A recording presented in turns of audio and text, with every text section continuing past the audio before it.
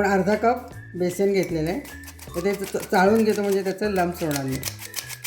आपण पनीरची भजी करणार आहे, पनीरचे पकोडे करणार आहे.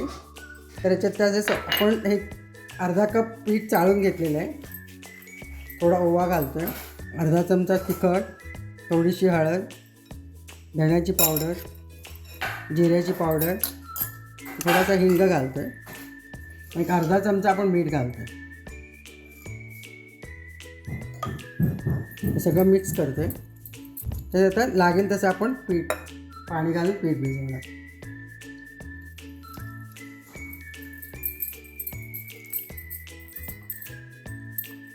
आता आपण त्याच्यात 1 टेबलस्पून तांदूळाचं पीठ घालतो.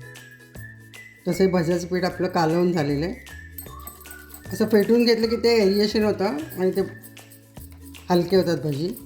तर त्याच्यात आपण थोडंसं आता करताना गरम तेल घालूया, भिजवून ठेवूया. तोपर्यंत आपण पनीर कापून घेऊया.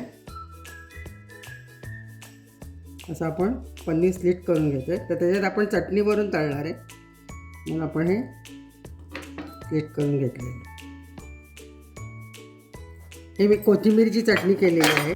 तर त्याच्यात मी पुदिना, मिरची, कोथिंबीर, आलं, लसूण असं घालून वाटलेलं आहे. हे बर्फ घालून वाटल्यामुळे त्याचा रंग हिरवा राहिलेला आहे.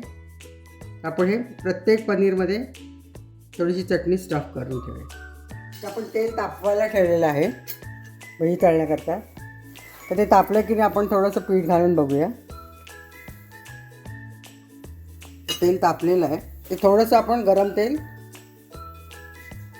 पिठात घालूया म्हणजे आपल्याला सोडा वगैरे घालण्याची आवश्यकता नाही. 1 चमचावर गरम तेल घातलं, ते मिक्स करूया. तर हे चटणी भरलेलं पनीर आपण ह्याच्यात डिप करतो म्हणून आपण तळतो.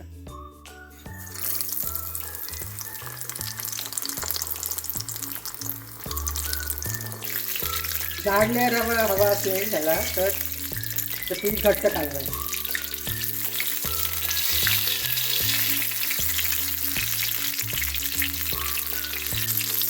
ते झालेलं आहे, आपण काढून घेऊया. गोल्डन कलर आलेला आहे.